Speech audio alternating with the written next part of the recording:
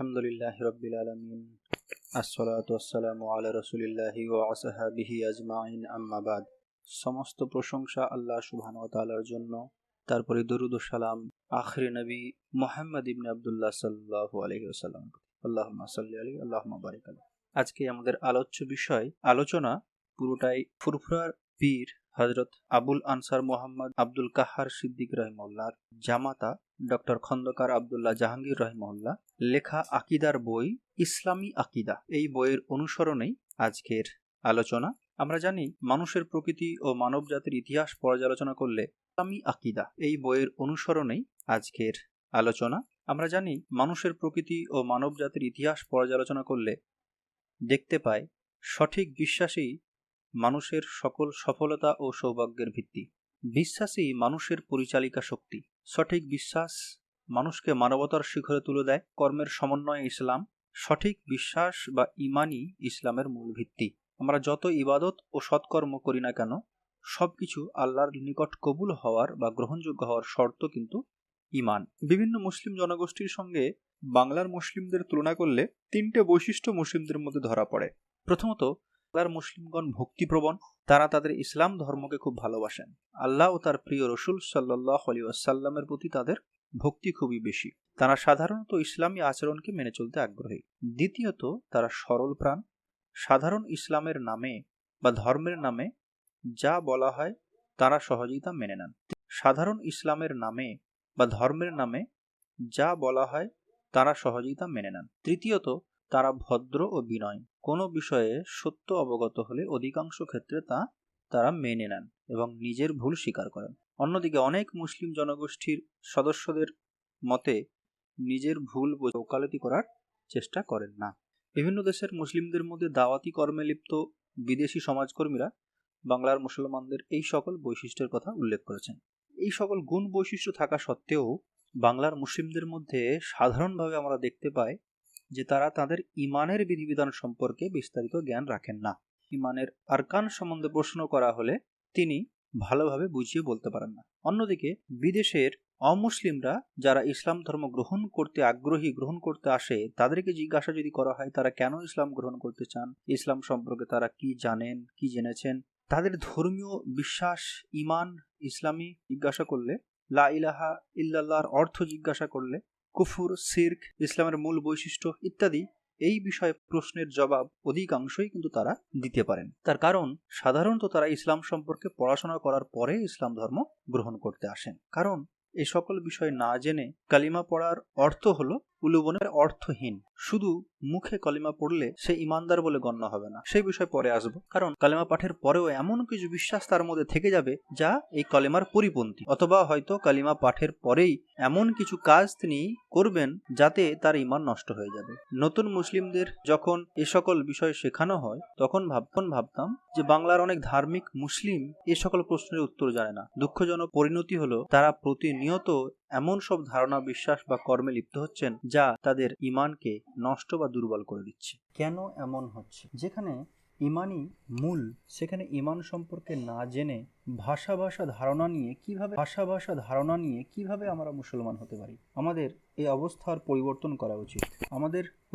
আমাদের দ্বীনের মূল কি তা ভালোভাবে জানা। কিসে আমাদের ঈমান দৃঢ় হবে, কিসে ঈমান নষ্ট হবে তা আমাদের জানা উচিত। আমরা আমাদের নিজেদের এবং সন্তান সন্ততির দৈহিক সুস্থতার জন্য সচেষ্ট। এক্ষেত্রে কোনো বুদ্ধিমান ব্যক্তি লোকাচারের উপর নির্ভর করবেন না, বরং কোনো বিশেষজ্ঞের কাছে গিয়ে অথবা এ বিষয়ে সুপরিচিত বিশেষজ্ঞের লেখা ভালো ও তথ্য নির্ভর বই, পুস্তক, পত্রিকা পড়ে তাঁর স্বাস্থ্যের জন্য সর্বোত্তম নিয়ম জানার ও পালন করার চেষ্টা। কখনোই তিনি অল্প শিক্ষিত বা হাতুড়ে কবিরাজের কথা মতো নিজেকে পরিচালিত করবেন না। অনুরূপভাবে আমরা আমাদের ধন সম্পদের বুদ্ধিমান ব্যক্তি না জেনে বুঝে কোনো কাজ করবেন না। তিনি কোনো প্রকল্পে অর্থ বিনিয়োগ এর আগে সার্বিকভাবে নিশ্চিত হওয়ার চেষ্টা করবেন যে তার মূলধন সেখানে নিরাপদ থাকবে এবং তা বৃদ্ধি পাবে। কারো সততা, নিষ্ঠা, বিশ্বস্ততা সম্পর্কে পরিপূর্ণ নিশ্চিত না হয়ে কখনোই তিনি কারো হাতে তার অর্থ সম্পদ তুলে দেবেন না।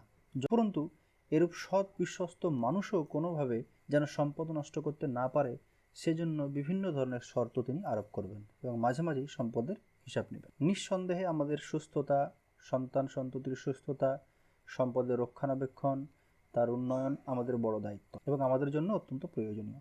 কিন্তু তার উন্নয়ন আমাদের বড় দায়িত্ব এবং আমাদের জন্য অত্যন্ত প্রয়োজনীয়। কিন্তু আমাদের ঈমানের রক্ষণাবেক্ষণ এবং তার উন্নয়ন আমাদের সবচেয়ে বড় দায়িত্ব, কারণ ঈমান আমাদের সবচেয়ে বড় সম্পদ, যার উপর আমাদের পার্থিব ও পারলৌকিক জীবনের সকল কল্যাণ ও মুক্তি নির্ভর করছে। ঈমানের ক্ষতি হলে আমরা চূড়ান্ত ধ্বংসের জন্য আমাদের কি কিছু চেষ্টা করা উচিত নয়? এই জন্য কি সামান্য কিছু সময় ব্যয় করা উচিত নয়? সম্ভবত আমরা অনুভব করছি যে ঈমানের জ্ঞান অর্জন করতে আমাদের সচেষ্ট হওয়া উচিত। উম্মতের মধ্যে আকীদার ক্ষেত্রে অনেক বিতর্ক ও মতভেদ রয়েছে। এই কথা অস্বীকার করার উপায় নেই যে ব্যক্তি কোরআনে করিম ও সহিহ হাদিসগুলো মনোযোগের সাথে পাঠ করবেন এবং প্রথম 3 শতাব্দীর আলিমদের লেখা বইপত্র, বিশেষভাবে প্রসিদ্ধ 4 ইমামের লেখা বইপত্র পড়ে আকীদা শিখবেন, তার আকীদা, এবং যে ব্যক্তি পরবর্তী যুগের বিশেষত ক্রুসেড ও তাতার আক্রমণে মুসলিম বিশ্ব ছিন্ন ভিন্ন হওয়ার পরে হিজরি 7ম শতকের পরের আলিমদের লেখা শিখবেন, তার আকীদার মধ্যে ব্যাপক পার্থক্য দেখা যায়। আবার এক্ষেত্রে 7ম শতকের আকীদার সাথে 1300 শতকের আকীদার অনেক পার্থক্য পরিবর্তন লক্ষণীয়। সকলেই কোরআন হাদিসের দলিল প্রদান করেন, তবে প্রথম ব্যক্তি কোরআন হাদিস ও প্রথম যুগের আলিমদের কথা কি মূল ভিত্তি গ্রহণ করেন। এগুলোর অতিরিক্ত কথা বা মতামত অগ্রহণযোগ্য বলে মনে করেন। পক্ষান্তরে দ্বিতীয় ব্যক্তি মূলত পরবর্তী যুগের আলিমদের মতামতকেই ভিত্তি হিসেবে গ্রহণ করেন এবং তার ভিত্তিতে কোরআন ও হাদিসের কথা গ্রহণ, বর্জন বা ব্যাখ্যা করেন। আমাদের বিশ্বাস যে আকীদার বিষয়ে কোরআন ও সুন্নাহর হুবহু অনুসরণ এবং সাহাবী, তাবেঈ ও প্রসিদ্ধ 4 ইমামের মতামতের বাইরে না যাওয়াই মুমিনের নাজাত ও প্রশান্তির পথ। প্রথম 3 মুবারক যুগে প্রসিদ্ধ 4 ইমামের যুগে যে সকল হাদিস প্রসিদ্ধি লাভ করেছে, প্রসিদ্ধ হাদিসের গ্রন্থে সংকলিত হয়েছে এবং প্রসিদ্ধ মুহাদ্দিসগণ সহিহ বলে গ্রহণ করেছেন, সেগুলির উপরেই আমাদেরকে নির্ভর করতে হবে। পরবর্তী ইত্যাদি হাদিসের উপরে নির্ভরতা আমাদেরকে বর্জন করতে হবে। এগুলিকে ফজিলতের বিষয়ে কেউ বর্ণনা করলেও কোনো অবস্থাতেই এগুলো আকীদার উৎস নয়। কোরআনের তাফসির, হাদিসের ব্যাখ্যা ও আকীদা বিষয়ক অন্যান্য মতামতের ক্ষেত্রেও একই কথা। সহিহ সনদে তাদের থেকে এ সকল বিষয়ে যা বর্ণিত হয়েছে তার মধ্যে সীমাবদ্ধ থাকতে হবে। এ সকল বিষয়ে তারা যা বলেননি তা বর্জন করতে হবে। আজকের ইসলামী আকীদার আলোচনার প্রথম পর্বে ডক্টর আব্দুল্লাহ জাহাঙ্গীর রাহিমাহুল্লাহর লেখা বইয়ের প্রথম অধ্যায়টি বর্ণনা হবে, যেখানে আমাদের আলোচ্য বিষয় থাকবে কিছু পরিভাষা, ঈমান, আকীদা ও অন্যান্য পরিভাষা সম্পর্কে জ্ঞান অর্জন, ইসলামী আকীদার উৎস, ইসলামী আকীদার গুরুত্ব এবং কিছু আকীদা বিষয়ক গ্রন্থাবলীর নাম উল্লেখ করা। বিশ্বাস বা ধর্মবিশ্বাস বোঝাতে মুসলিম সমাজে সাধারণত দুটো শব্দ ব্যবহার হয়, একটা হচ্ছে ঈমান আর একটা হচ্ছে আকীদা ব্যবহার করা হয়েছে। আকীদা বা অন্য কোনো শব্দ কোরআন, সুন্নাহ বা সাহাবীগণের যুগে ব্যবহার হয়নি, কিন্তু আমরা দেখতে পাই দ্বিতীয় হিজরি শতক থেকে ধর্মবিশ্বাস বোঝাতে আরও কিছু পরিভাষা এ বিষয়ে পরিচিতি লাভ করে। যেমন ইসলামের প্রসারের সঙ্গে সঙ্গে পারস্য, ইরাক, সিরিয়া, মিশর, অন্যান্য বিজিত দেশের অনেক মানুষ ইসলামের ছায়ার প্রভাবে এবং তাদের সমাজে প্রচলিত বিভিন্ন দার্শনিক মতবাদের প্রভাবে ধর্মীয় বিশ্বাসের বিষয়ে বিভিন্ন বিতর্কের সূত্রপাত করেন। এদের বিতর্কের বিষয়ে ইসলামী ধর্মবিশ্বাসের বিভিন্ন দিক ব্যাখ্যা করতে সচেষ্ট হন তাবেঈগণ ও পরবর্তী যুগের ইমামগণ। তারা ধর্মবিশ্বাসের খুঁটিনাটি বিষয়ে আলোচনার জন্য ঈমান ছাড়াও অন্যান্য কিছু পরিভাষা ব্যবহার করেছিলেন। এ সকল পরিভাষার মধ্যে উল্লেখ্য আল ফিকহুল আকবার, ইলমুত তাওহীদ, আস-সুন্নাহ, আশ-শরিয়া, আল আকীদা ইত্যাদি। এগুলোর মধ্যে আকীদা পরিভাষাটা সবচেয়ে পরে প্রচলিত হলেও সবচেয়ে বেশি প্রসিদ্ধি লাভ করে। আরবি শব্দ আমান শব্দ থেকে ঈমান শব্দের উৎপত্তি। আমান অর্থ হচ্ছে শান্তি, নিরাপত্তা, আস্থা, বিশ্বস্ততা, হৃদয়ের স্থিতি ইত্যাদি। ঈমান শব্দের আবিধানিক অর্থ নিরাপত্তা প্রদান, আস্থা স্থাপন, বিশ্বাস ইত্যাদি। শব্দটা অর্থ সম্পর্কে 4th হিজরি শতকের প্রসিদ্ধ ভাষাবিদ আবুল হুসাইন আহমদ ইবনু ফারিস বলেন, হামজা, মিম ও নুন এই ধাতুটির মূল অর্থ দুটি। প্রথম অর্থ বিশ্বস্ততা, যা খিয়ানতের বিপরীত, আর দ্বিতীয় অর্থ বিশ্বাস করা বা কোনো ব্যক্তি বা বিষয়ের সত্যতা স্বীকার করা। আমরা দেখছি যে অর্থ দুটি খুবই নিকটবর্তী ও পরস্পর সম্পর্কযুক্ত। বিশ্বাস বা ধর্মবিশ্বাস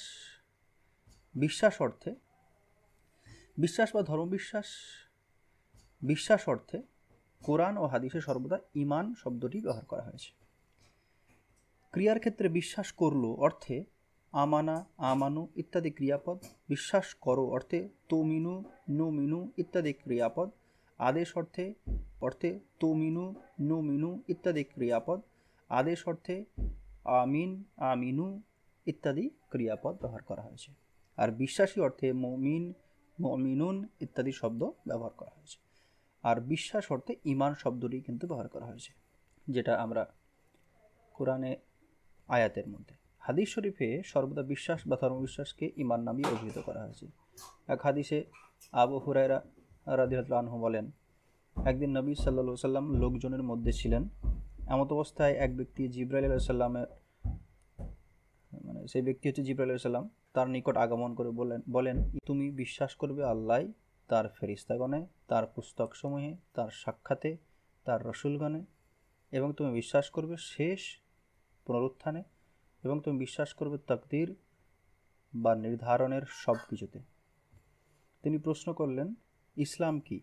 তিনি বলেন, ইসলাম এই যে তুমি শরীক বানাবে না, সালাত কায়েম করবে, ফরজ জাকাত প্রদান করবে এবং রমজানের সিয়াম পালন করবে। এখানে রাসূলুল্লাহ সাল্লাল্লাহু আলাইহি ওয়াসাল্লাম ঈমান ও ইসলামের উভয়ের পরিচিতি প্রদান করেছেন। ইসলাম শব্দটি আরবি শব্দ সালাম শব্দ থেকে গৃহীত। এর অর্থ শান্তি, নিরাপত্তা, সমর্পণ ইত্যাদি। ইসলাম অর্থ আত্মসমর্পণ করা, অনুগত হওয়া। আল্লাহর কাছে আত্মসমর্পণ করার মাধ্যমে শান্তি অর্জন, এটাই হলো ইসলামের আবিধানিক পারিভাষিক অর্থ। আবিধানিকভাবে ঈমান বিশ্বাসের দিক এবং ইসলাম কর্মের দিক, তবে ব্যবহারিকভাবে ঈমান ও ইসলাম অবিচ্ছেদ্যভাবে জড়িত। ইমাম আবু হানিফা রাহিমাহুল্লাহ বলেন, ঈমান হচ্ছে মুখের স্বীকৃতি ও অন্তরের সত্যায়ন। বিশ্বাসকৃত বিষয়াদির দিক থেকে যে যে বিষয় বিশ্বাস করা হয়েছে তাতে আকাশ ও পৃথিবীর অধিবাসীদের ঈমান বাড়ে না এবং কমে না, কিন্তু ইয়াকিন বা বিশ্বাস বাড়েও কমে। এভাবে ঈমান ও তাওহীদের ক্ষেত্রে মুমিনগণ সকলেই সমান, কর্মের ক্ষেত্রে তাদের মর্যাদার হ্রাস বৃদ্ধি ঘটে। ইসলাম অর্থ আল্লাহর নির্দেশের জন্য আত্মসমর্পণ করা এবং অনুগত হওয়া। আবিধানিকভাবে ঈমান ও ইসলামের মধ্যে পার্থক্য রয়েছে, তবে বাস্তবে ইসলাম ছাড়া কোনো ঈমান হয় না এবং ঈমান ছাড়া ইসলামের অস্তিত্ব পাওয়া যায় না। কাজেই ইসলাম ও ঈমান হলো পিঠের সাথে পেটের ন্যায়। ঈমান, ইসলাম ও সমস্ত শরীয়তকে একত্রে দ্বীন বলা হয়। বক্তব্য: আহলুস সুন্নাহ ওয়াল জামাতের অনুসারীগণ বিশ্বাস করেন যে পাপী মুমিন কাফির নন, আবার ঈমানের পূর্ণতাও তিনি লাভ করেননি। তবে এই বিশ্বাসের ব্যাখ্যায় আহলুস সুন্নাতের ইমামগণের পারিভাষিক সংজ্ঞার মধ্যে সামান্য কিছু পার্থক্য রয়েছে। এক্ষেত্রে তাদের মত রয়েছে দুটি,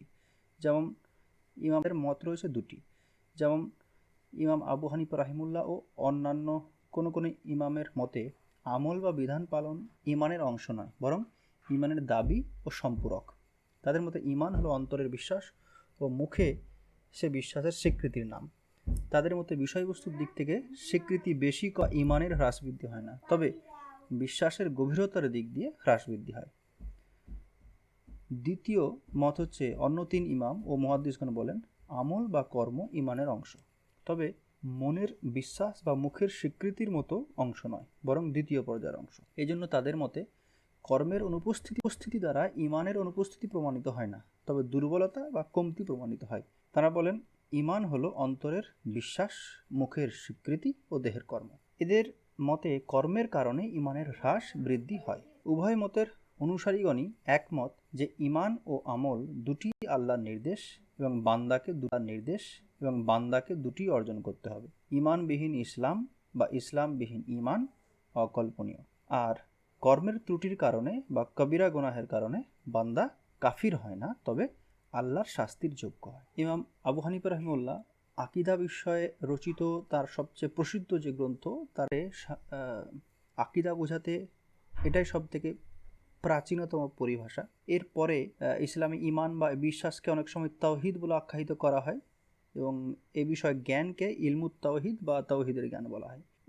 ইমাম আবু হানিফা রাহিমাহুল্লাহ আল ফিকহুল আকবার গ্রন্থে ইলমুল আকীদাকে ইলমুত তাওহীদ ও এ বিষয়ক মূলনীতি সমূহ বোঝাতে আর সুন্নাহ শব্দটির ব্যাপকতা লাভ হয়। ইসলামিক শরিয়াতে সুন্নাত অর্থ হচ্ছে রাসূল সাল্লাল্লাহু আলাইহি সাল্লামের কথা, কাজ, অনুমোদন বা এক কথায় তার সামগ্রিক জীবন আদর্শ।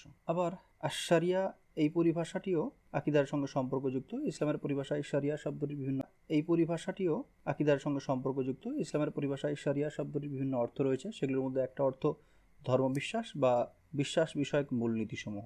তৃতীয় শতকের কোনো ইমাম আশ-শরিয়া নামে আকিদা বিষয়ক গ্রন্থ রচনা করেছেন।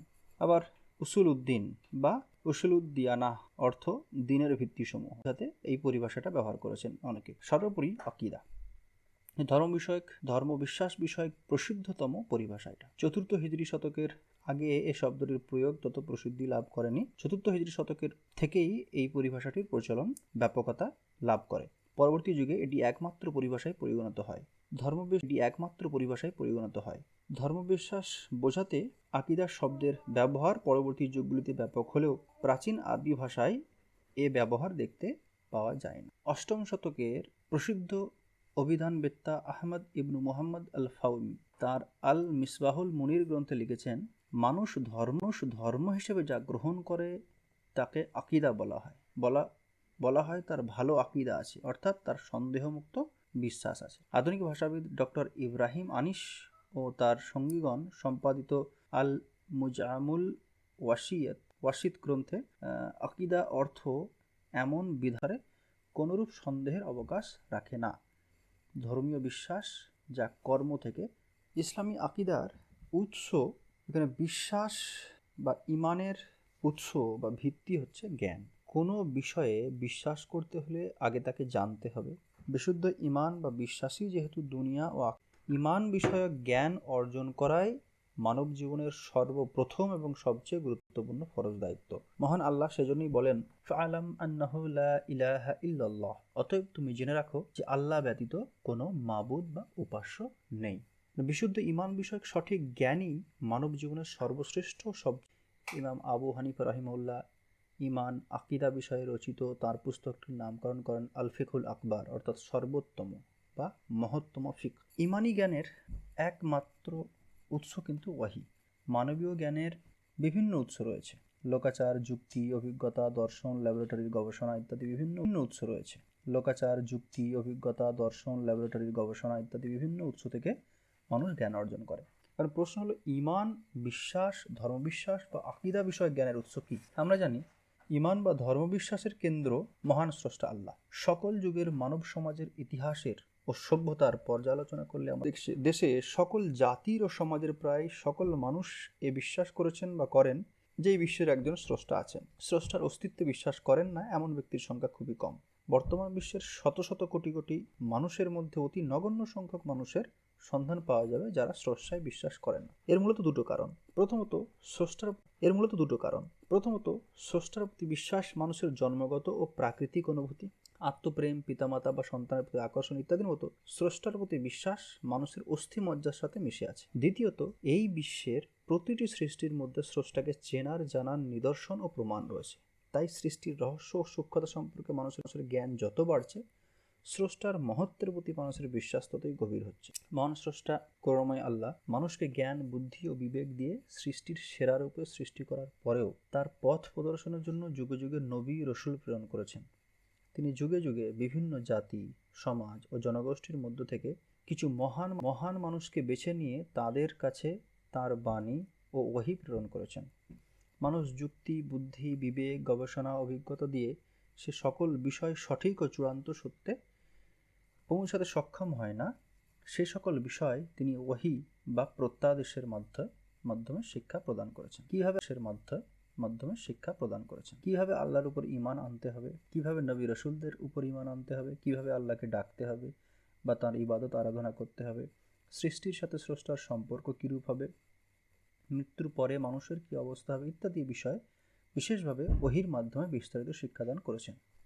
ধর্মবিশ্বাসের ভিত্তি।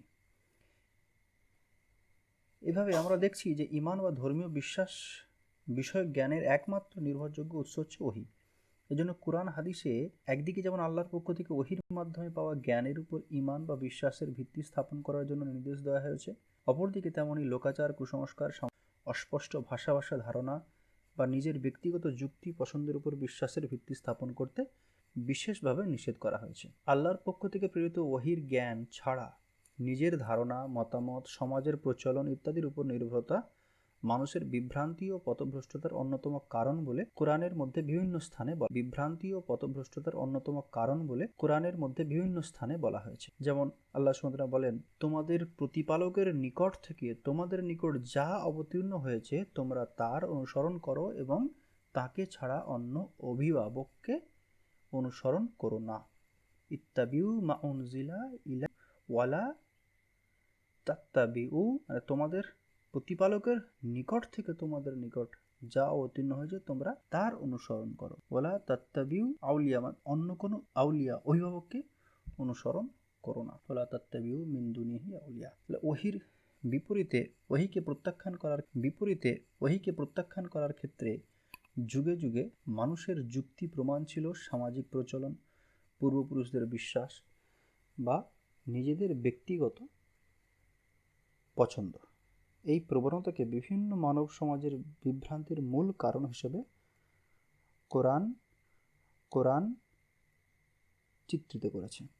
পবিত্র কোরআনে আমরা দেখতে পাই, বিভিন্ন যুগে বিভিন্ন জাতির কাছে যখন আল্লাহর নবী রাসূলগণ সঠিক বিশ্বাস বা ইসলাম প্রচার করেন, তখন সেই জাতির অবিশ্বাসীরা নবী রাসূলদের আহ্বান এই যুক্তিতে প্রত্যাখ্যান করেছেন যে তাদের প্রচলিত বিশ্বাসের পরিপন্থী সেই আহ্বান, তার বিরোধী সেই আহ্বান। নূহ আলাইহিস সালাম সম্পর্কে কোরআনে বলা হয়েছে, তিনি যখন তার উম্মতকে ইসলামের পথে আহ্বান করলেন তখন তারা আহ্বান প্রত্যাখ্যান করে এবং বলে, আমরা তো আমাদের পূর্বপুরুষদের মধ্যে একথা শুনিনি। একই রকম মূসা আলাইহিস সালাম যখন ফিরআউন ও তার সম্প্রদায়কে আল্লাহর পথে আহ্বান করেন, তখন তারাও একই যুক্তিতে তার উপর ঈমান আনতে অস্বীকার করে বলে, আমাদের পূর্বপুরুষ যুগেই অবিশ্বাসীরা এই যুক্তিতেই ওহী প্রত্যাখ্যান করেছেন। রাসূলুল্লাহ সাল্লাল্লাহু আলাইহি ওয়াসাল্লাম যখন মক্কায় ইসলাম প্রচার করেন, তখন মক্কার অবিশ্বাসীরা এই একই যুক্তিতে তার আহ্বান প্রত্যাখ্যান করেন। কোরআনের বিভিন্ন স্থানে বারবার তাদের এই যুক্তির কথা উল্লেখ করা হয়েছে। বস্তুত তারা যুগ যুগ ধরে সমাজে প্রচারিত বিশ্বাস ও কর্ম, ইব্রাহিম আলাইহিস সালাম, ইসমাঈল আলাইহিস সালাম ও অন্যান্য নবী ও নেককার মানুষদের থেকে পূর্বপুরুষদের মাধ্যমে পাওয়া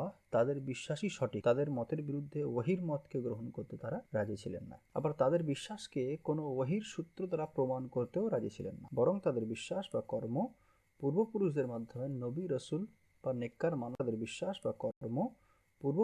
মাধ্যমে নবী রাসূল বা নেককার মানুষদের থেকে প্রাপ্ত এই কথাটিই ছিল তাদের চূড়ান্ত দলিল ও যুক্তি। এ বিষয়ে কোরআনের বিভিন্ন স্থানে আলোচনা করা হয়েছে। কোরআনের বক্তব্য থেকে আমরা এ বিষয়ে পরিষ্কার যে বিশ্বাসের বিষয়টা গায়েব বা অদৃশ্য জগতের সাথে সম্পৃক্ত। দেখে, প্রত্যক্ষ করে বা ইন্দ্রিয়ের মাধ্যমে জ্ঞাত একমাত্র ওহী ছাড়া এ বিষয়ে কিছুই বলা সম্ভবপর নয়। ওহীর বাইরে যা কিছু বলা হয় তা আন্দাজ, মিথ্যা বা ওহীর বিকৃতি ছাড়া কিছুই নয়। কোরআনের বিভিন্ন স্থানে ইব্রাহিম আলাইহিস সালাম, ইসমাঈল আলাইহিস সালাম, ইসহাক আলাইহিস সালাম, ইয়াকুব আলাইহিস সালাম ও অন্যান্য নবী রাসূলদের কথা উল্লেখ করে বলা হয়েছে, সে সকল মানুষ অতীত হয়েছে, তারা যা অর্জন করেছে তা তাদের, তোমরা যা অর্জন করবে তা তোমাদের, তারা যা করত সে সম্পর্কে তোমাদেরকে কোনো প্রশ্ন করা হবে না। আল্লাহ বলেছেন যে পূর্বপুরুষগণ কেমন ছিলেন সে কথা নিয়ে বিতর্ক না করে মূল বিশ্বাস বা কর্ম নিয়ে চিন্তা করো। যদি নবী রাসূলগণের মাধ্যমে প্রাপ্ত ওহীর জ্ঞান প্রচলিত বিশ্বাস বা কর্মের চেয়ে উত্তম হয়, তবে পিতৃপুরুষের দোহাই দিয়ে তা প্রত্যাখ্যান করো না। মহান আল্লাহ বলেন, সে নবী বলেন, তোমরা তোমাদের পূর্বপুরুষদের যে পথে পেয়েছো, আমি যদি তোমাদের জন্য তদপেক্ষা উৎকৃষ্ট পথ নির্দেশ আনয়ন করি, তবু কি তোমরা তাদের পদাঙ্ক অনুসরণ করবে? তারা বলে, তোমরা যা সহ প্রেরিত হয়েছ তা আমরা প্রত্যাখ্যান করি। অন্য স্থানে বলা হয়েছে, যদি তুমি দুনিয়ায় অধিকাংশ মানুষের অনুসরণ করো তাহলে তারা তোমাকে আল্লাহর পথ থেকে বিভ্রান্ত করবে। তারা কেবলমাত্র ধারণার অনুসরণ করে চলে এবং তার শুধুমাত্র অনুমানের উপর নির্ভর করে তারা। আবার কোরআনে অন্যত্র আল্লাহ বলেছেন, অধিকাংশ মানুষই কেবলমাত্র ধারণা কল্পনার অনুসরণ করে চলে। বস্তুত সত্যকে জানার ক্ষেত্রে ধারণা কোনো কাজেই আসে না। পূর্বপুরুষদের দোহাই দিয়ে ওহী অস্বীকার বা প্রত্যাখ্যান করা নিজের মর্জি বা প্রবৃত্তির অনুসরণ ছাড়া আর কিছুই নয়। এ বিষয়ে কোরআনে আল্লাহ সুবহানাহু ওয়া তাআলা বলেন, না ছাড়া নিজের ইচ্ছা বা মতামতের অনুসরণ করে তার চেয়ে বিভ্রান্ত আর কেউ নয়। নিশ্চয়ই আল্লাহ জালিম সম্প্রদায়কে হেদায়েত করবেন না। তাহলে বস্তুত আমরা এই কথা বলতে পারি না যে অমুক কর্ম সবাই করছে বা আমাদের সমাজে যুগ যুগ ধরে চালু আছে, কাজেই তা ঠিক, আমরা তা করব। কারণ কোনো বা পিতামহের যুগ থেকে অর্জিত হওয়া তার সঠিক বা নির্ভুল হওয়ার প্রমাণ নয়। সমাজের প্রচলিত কর্ম বা বিশ্বাস ঠিকও হতে পারে, ভুলও হতে পারে। সঠিক বা ভুল প্রমাণিত হবে জ্ঞানের মাধ্যমে। যেমন মনে করুন, কোনো সমাজে প্রচলিত আছে যে কারো জ্বর হলে অমুক গাছের রস বা ফল খেলে সুস্থ হয়ে যাবে। সেখানে একথাও হলে অমুক গাছের রস বা ফল খেলে সুস্থ হয়ে যাবে। সেখানে একথাও প্রচলিত যে অমুক কর্ম করলে আল্লাহ তাকে পুরস্কার ও বরকত দান করবেন বা সে মৃত্যুর পরে শাস্তি পাবে বা শান্তি পাবে। সমাজে প্রচলিত থাকা এই ধারণা দুইটির সঠিকত্বের প্রমাণ নয়। এগুলো ঠিক না ভুল তা জানতে হলে আমাদের জ্ঞানের সন্ধান। আমাদের জ্ঞান দু প্রকারের। প্রথমটা হচ্ছে গবেষণা, পরীক্ষা নিরীক্ষা, যুক্তি বা অভিজ্ঞতালব্ধ জ্ঞান, আর দ্বিতীয় আল্লাহর পক্ষ থেকে প্রেরিত ওহীলব্ধ জ্ঞান। প্রথম ধারণাটি অর্থাৎ নির্দিষ্ট একটা গাছের রস বা ফল খেলে জ্বর সেরে যাবে, এই বিষয়টি প্রমাণ করতে হলে আমাদের ল্যাবরেটরি গবেষণা, পরীক্ষা নিরীক্ষার মাধ্যমে বিকল্প জ্ঞান অর্জন করতে হবে। এভাবে আমরা জানতে পারবো যে উপরোক্ত ধারণাটি সঠিক বা সঠিক নয়। দ্বিতীয় ধারণাটি অর্থাৎ নির্দিষ্ট একটি কর্মে আল্লাহ খুশি হবেন বা বরকত দান করবেন বা তাকে মৃত্যুর পরে শান্তি বা শাস্তি দেবে, এই বিষয়টি প্রমাণ করতে হলে আমাদেরকে ওহীলব্ধ জ্ঞানের আশ্রয় নিতে হবে, কারণ এই বিষয়টি আমাদের মানবীয় গবেষণা ও অভিজ্ঞতার ঊর্ধ্বে। এই জন্য আমরা এক্ষেত্রে দেখব আল্লাহ বিষয়টি ওহীর মাধ্যমে আমাদেরকে জানিয়েছেন কিনা। এই জন্য আমরা দেখি যে বিভিন্ন যুগে ও জাতিতে যখন কাফেররা তাদের প্রতি প্রেরিত রসুলের উপর ঈমান আনতে অস্বীকার করেছে এবং তাদের সমাজে প্রচলিত ধর্ম ও বিশ্বাসকে সঠিক বলে দাবি করেছে, তখন তিনি তা আহ্বান করছেন এবং ঈমানের ব্যাপারে ওহীর উপর নির্ভর না করার জন্য নিন্দা করেছেন। ওহীর কিন্তু দুটো প্রকারভেদ রয়েছে। আমরা জানি কোরআন এবং হাদিস, সেখানে ওহী লিপিবদ্ধ হয়ে রয়েছে। এটা দুভাবে সংরক্ষিত হয়েছে। একটা হচ্ছে কিতাব আর একটা হচ্ছে হিকমাহ বা সুন্নাহ। তো মহান আল্লাহর সর্বশেষ বাণী, যার প্রতিটি অক্ষর, শব্দ, বাক্য আল্লাহর পক্ষ থেকে প্রেরিত। রাসূলুল্লাহ সাল্লাল্লাহু আলাইহি ওয়াসাল্লাম এর বয়স যখন 40 বছর, তখন থেকে আল্লাহ তার কাছে ওহীর মাধ্যমে সম্পূর্ণ কোরআনকে 23 বৎসরের মধ্যে পরিপূর্ণরূপে অবতারিত করেন। জিবরাইল আলাইহিস সালামের মাধ্যমে রাসূল সাল্লাল্লাহু আলাইহি ওয়াসাল্লামের কাছে ওহী নিয়ে মুখস্থ করে নিতেন এবং তারপরে সাহাবীদেরকে নির্দেশ দিতেন তা মুখস্থ করার জন্য এবং লিখে রাখার জন্য। এভাবে পরিপূর্ণ কোরআন রাসূলুল্লাহ সাল্লাল্লাহু আলাইহি ওয়াসাল্লামের জীবদ্দশায় পৃথক পৃথক কাগজ, চামড়া, হাড় ইত্যাদিতে লিপিবদ্ধ করা হয় এবং অসংখ্য সাহাবী তা মুখস্থ করে নেন। তার সময় থেকেই তিনি ও সাহাবীগণ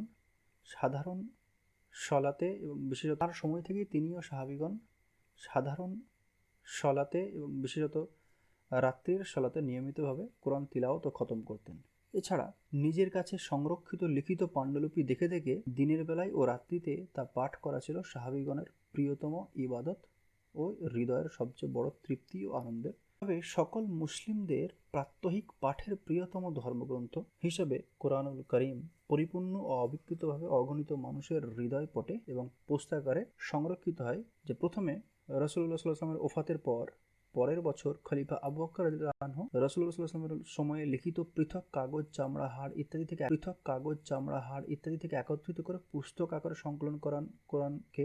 পরবর্তীকালে খলিফা উসমান রাদিয়াল্লাহু আনহু তার শাসনামলে নতুন মুসলিম প্রজন্মের মানুষদের বিশুদ্ধ কোরআন শিক্ষা ও মুখস্থকরণের সুবিধার্থে পুস্তক আকারে সংকলিত কোরআনটির বিভিন্ন অনুলিপি তৈরি করে বিভিন্ন এলাকায় পাঠান। যেভাবে রাসূলুল্লাহ সাল্লাল্লাহু আলাইহি ওয়াসাল্লামের উপর অবতারিত হয়েছে, আজ পর্যন্ত ঠিক সেইভাবেই কোরআন অবিকৃত ও অপরিবর্তিতভাবে সংরক্ষিত হয়ে রয়েছে এবং সকল যুগেই লক্ষ লক্ষ মুসলিম তা পরিপূর্ণ মুখস্থ করে রেখেছে। আল্লাহ তাআলা রাসূলুল্লাহ সাল্লাল্লাহু আলাইহি ওয়াসাল্লামের নিকট যে ওহী পাঠাতেন তা ছিল দু প্রকারের।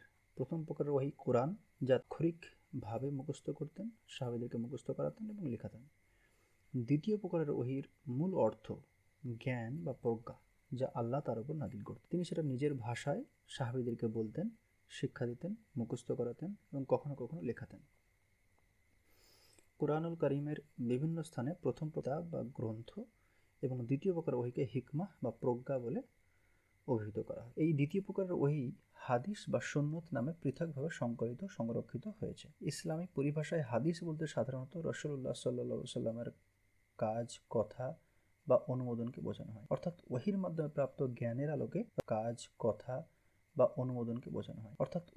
প্রাপ্ত জ্ঞানের আলোকে রাসূলুল্লাহ সাল্লাল্লাহু আলাইহি ওয়াসাল্লাম যা বলেছেন, করেছেন, অনুমোদন করেছেন তাকে হাদিস বলা হয়। এছাড়া সাহাবীগণ ও তাবেঈগণের কথা, কর্ম ও অনুমোদনকেও হাদিস বলা হয়। রাসূলুল্লাহ সাল্লাল্লাহু আলাইহি ওয়াসাল্লামের কর্ম, কথা বা অনুমোদন হিসেবে বর্ণিত সাহাবীগণের কর্ম, কথা, অনুমোদন হিসেবে বর্ণিত হাদিসকে মাওকুফ হাদিস বলা হয়। আর তাবেঈগণের কর্ম, কথা বা অনুমোদন হিসেবে বর্ণিত হাদিসকে মাকতু হাদিস বলা হয়। বস্তুত কোরআন কারিমের ব্যাখ্যা ও বাস্তব প্রয়োগী হাদিস বা সুন্নত। কোরআনের পাশাপাশি অতিরিক্ত যে ওহীর জ্ঞান বা প্রজ্ঞা আল্লাহ তার রাসূলুল্লাহ সাল্লাল্লাহু আলাইহি ওয়াসাল্লামকে প্রদান করেছিলেন, তার ভিত্তিতে তিনি কোরআনের বিভিন্ন ও বাস্তব জীবনের সকল ক্ষেত্রে তা প্রয়োগ করেছেন। কোরআন ও হাদিসই আমাদের সকল জ্ঞানের ও কর্মের মূল উৎস। যেমন বিদায়ী হজের ভাষণে রাসূলুল্লাহ সাল্লাল্লাহু আলাইহি ওয়াসাল্লাম বলেন, আমি তোমাদের মধ্যে যা রেখে যাচ্ছি তা যদি তোমরা আঁকড়ে ধরে থাকো তাহলে কখনো পথভ্রষ্ট হবে না। তা হলো আল্লাহর কিতাব ও তার নবীর সুন্নাত। কর্মের ভিত্তি আল্লাহর কিতাব আল কোরআন এবং রাসূলুল্লাহ সাল্লাল্লাহু আলাইহি ওয়াসাল্লামের সুন্নত বা হাদিস। আমাদের ঈমান, আকীদা বা ধর্মবিশ্বাস সম্পর্কিত যে কোনো বিষয় সঠিক কিনা তা জানতে হলে আমাদেরকে জানতে হবে বিষয়টি কোরআন বা হাদিসে আছে কিনা এবং থাকলেও কিভাবে আছে।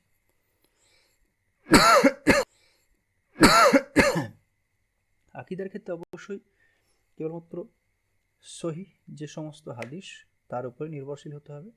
সকল যুগের ইমাম ও আলিম এ বিষয়ে সতর্ক থেকেছেন। তারা সর্বদা বিশুদ্ধ হাদিসের উপর নির্ভর করেছেন। যেমন ইমাম আবু হানিফা রাহিমাহুল্লাহ বলেছেন, রাসূলুল্লাহ সাল্লাল্লাহু আলাইহি ওয়াসাল্লাম থেকে বিশুদ্ধ হাদিস পাওয়া গেলে তার উপরই আমরা নির্ভর করব, তার বাইরে যাব না। ইমাম আবু হানিফা রাহিমাহুল্লাহ তার রচিত আল ফিকহুল আকবার গ্রন্থে কিয়ামতের অন্যান্য সকল পূর্বাভাস যা বিশুদ্ধ হাদিসে বর্ণিত হয়েছে তা সবই সত্য এবং ঘটবেই। ইমাম আবু হানিফা রাহিমাহুল্লাহ, ইমাম আবু ইউসুফ রাহিমাহুল্লাহ ও ইমাম মুহাম্মদ রাহিমাহুল্লাহর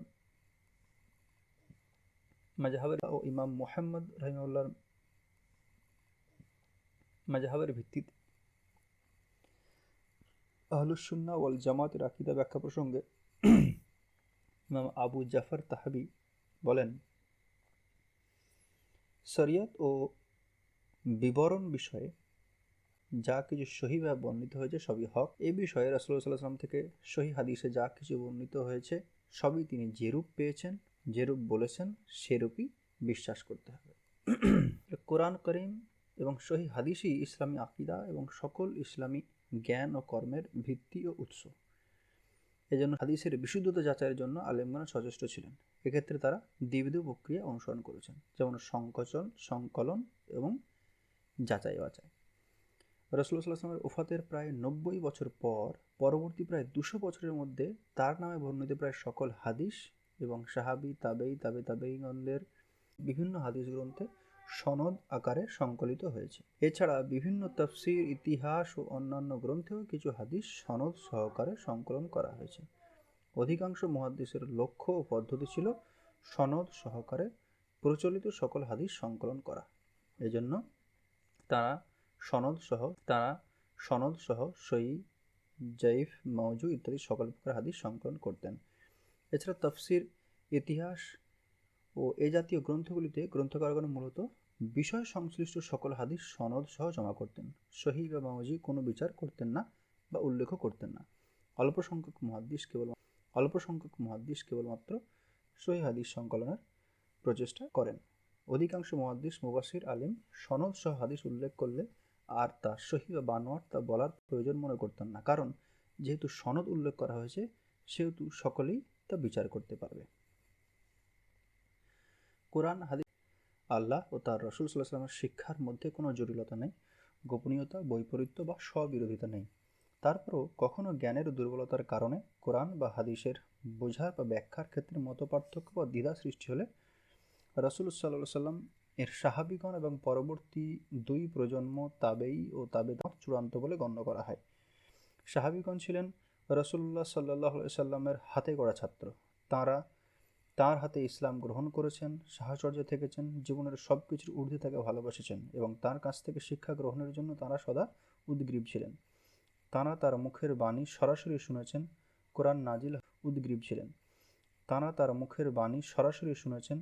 কোরআন নাজিল হওয়ার পটভূমি তারা জেনেছেন, কোরআন ও হাদিসের শিক্ষা সবচেয়ে ভালো বুঝেছেন ও জীবনে বাস্তবায়িত করেছেন তারাই। স্বভাবতই কোরআন ও সুন্নাহ বোঝার ক্ষেত্রে আমাদেরকে তাদের মতামতের উপর নির্ভর করতে হবে। কোরআন কারীমের বিভিন্ন আয়াত তাদেরকে অতুলনীয় আদর্শ স্থানীয় ঈমান, আমল, তাকওয়া, জিহাদ, স্বার্থত্যাগ, তাদের প্রতি আল্লাহর অফুরন্ত রহমত ইত্যাদির কথা উল্লেখ করা হয়েছে। এ সকল আয়াতের আলোকে আমরা জানতে পারি যে ঈমান, তাকওয়া, বেলায়াত ও কামালাতে তারাই শীর্ষে, তারা মুসলিম উম্মার আদর্শ। আল্লাহর শীর্ষে, তারা মুসলিম উম্মার আদর্শ, আল্লাহর অফুরন্ত রহমত তারা পেয়েছেন। তাদেরকে ভালোবাসা ও তাদের অনুসরণ পরবর্তী মুসলমানদের দায়িত্ব কর্তব্য। রাসূলুল্লাহ সাল্লাল্লাহু আলাইহি ওয়াসাল্লাম তার উম্মতকে তার সাহাবীদের জীবন পদ্ধতি ও মতামতের উপর নির্ভর করতে নির্দেশ দিয়েছেন। তিনি বলেছেন, তোমাদের মধ্যে যারা আমার পরে বেঁচে থাকবে তারা অনেক মতবিরোধ দেখতে পাবে। এক্ষেত্রে তোমাদের উপর দায়িত্ব হলো আমার সুন্নত ও সুপথপ্রাপ্ত খোলাফায়ে রাশিদিনদের সুন্নত অনুসরণ করা। তোমরা দৃঢ়ভাবে তা আঁকড়ে ধরবে, কোনো প্রকারেই তার বাইরে যাবে না। সুন্নতের বাইরে নতুন উদ্ভাবিত সকল বিষয় সর্বতোভাবে পরিহার করবে, কারণ সকল নতুন উদ্ভাবিত বিষয়ই হলো বিদাত এবং সকল বিদাতই বিভ্রান্তি ও পথভ্রষ্টতা। তাহলে অনেকেই লোকাচার, সামাজিক প্রচলন, ব্যক্তিগত পছন্দের প্রাধান্য দিয়ে ওহীকে অস্বীকার করেন বা ওহীকে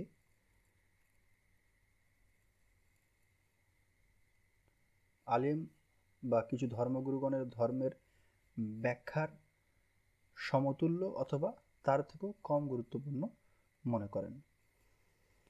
মুসলিম উম্মার আকীদাগত বিভক্তি ও বিভ্রান্তির অন্যতম হলো পরবর্তী আলেমগণের বক্তব্যকে আকীদার উৎস হিসেবে গ্রহণ করা। পরবর্তীকালে মুসলিম উম্মাহ রাজনৈতিক দুর্বলতার দিনগুলিতে কারামিতা, ফাতিমিয়া, ইসামিলিয়া, বাতিনিয়া, নুসাইরিয়া, দুরুজ ইত্যাদি শিয়া ফিরকার সকল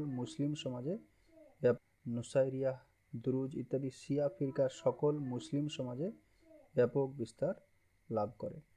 নিঃসন্দেহে ইসলামে আলেম ও নেককারদের মর্যাদা রয়েছে, তবে তারা মাসুম নন। তাদের মতামত কুরআন সুন্নাহর আলোকে বিচার করে গ্রহণ করতে হবে। ভুলের কারণে যেমন কোনো নেককার ব্যক্তি নেককার বলেছেন বলেই তা অভ্রান্ত বলে বিশ্বাস করা যাবে না।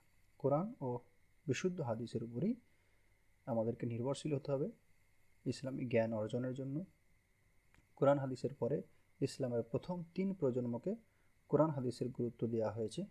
যে কথা কোরআন ইমামগণ কর্তৃক গৃহীত সহি হাদিসে নেই, সেই কথা আকীদার অংশ হতে পারে না, ইলমি আলোচনার বিষয় হতে পারে। আকীদা একমাত্র কোরআন ও হাদিস থেকেই শিখতে হবে। যদি কোরআন বা হাদিসের কোনো নির্দেশ সুস্পষ্টতই পরস্পর বিরোধী হয় অথবা সে বিষয়ে মতভেদের সৃষ্টি হয় এবং ব্যাখ্যার প্রয়োজন হয়, তবে তারা কিছু যদি না বলেন তবে আমাদের কিছু বলার আর প্রয়োজন নেই বা অধিকারও নেই। যে বিষয়ে যতটুকু বলে অথবা কিছু না বলে সাহাবীগণের ঈমান সঠিক থেকেছে, সেই বিষয়ে ততটুকু বললে বা কিছু না বললে আমাদের ঈমানও সঠিক থাকবে। উম্মতের সকল আলেম বুজুর্গ সম্মানিত, তাদের সম্মান করা প্রত্যেকটা মুমিনের দায়িত্ব। তবে তাদের মাধ্যমেই আমরা দ্বীন পেয়েছি। কিন্তু সম্মান করা ও অভ্রান্ততায় বিশ্বাস করা এক নয়। উম্মতের পরবর্তী যুগের আলিমগণ অনেক কথা বলেছেন, তাদের মতামতের সম্মান করতে হবে। কোনো মত সুন্নতের বিপরীত হলে তার ভালো ব্যাখ্যা করতে হবে, তবে কখনোই তাকে আকীদার মূল ভিত্তি হিসেবে গ্রহণ করা যায় না, বা এরূপ মতের ভিত্তিতে কোরআন বা সুন্নতের নির্দেশনার ব্যাখ্যা করা যায় না। আল্লাহ আমাদেরকে বলা ও শোনার থেকে